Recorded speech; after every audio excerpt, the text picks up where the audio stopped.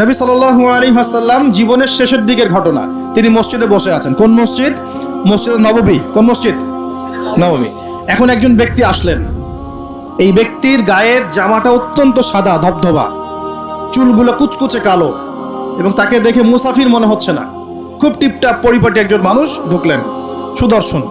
এসে নবী সাল্লাল্লাহু আলাইহি ওয়াসাল্লামের হাঁটুর সাথে হাঁটু লাগিয়ে দিয়ে বসে পড়লেন। যেমন করে আমরা আত্তাহিয়াতু লিল্লাহি ওই সময় বসি, তাশাহুদের সময় এইভাবে বসে তার দুই হাত নবী সাল্লাল্লাহু আলাইহি ওয়াসাল্লামের উরুর উপর রাখলেন। রেখে বলছেন, চারটা প্রশ্ন করছেন। কয়টা প্রশ্ন? প্রথম প্রশ্নই করছেন, ইয়া মুহাম্মদ, বলেন সাল্লাল্লাহু আলাইহি ওয়াসাল্লাম, আখবিরনি আনিল ইসলাম, হে নবী আমাকে ইসলাম সম্পর্কে বলুন। তখন নবীজি বলছেন, ইসলাম হচ্ছে আন তাশহাদা আল্লা ইলাহা ইল্লাল্লাহ ওয়া আন্না মুহাম্মাদান আবদুহু ওয়া রাসূলুহু।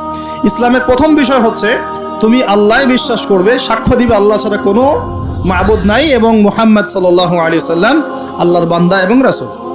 এরপর আন তুকিমাস সালাহ, এরপর তুমি সালাত কায়েম করবে 5 ওয়াক্ত, ওয়া তুতিয়াজ যাকাত, তুমি যাকাত প্রদান করবে, ওয়া তাসুম রমাদান, রমজান মাসে সওম বা রোজা রাখবে, এবং সামর্থ্য হলে তুমি হজ করবে। সামর্থ্য হলে হজ। এই 5টা হচ্ছে ইসলামের ভিত্তি।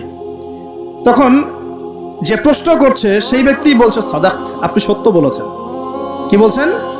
আপনি সত্য বলেছেন। তখন উমর রাদিয়াল্লাহু আনহু পাশ থেকে তিনি খুব অবাক হয়ে গেলেন।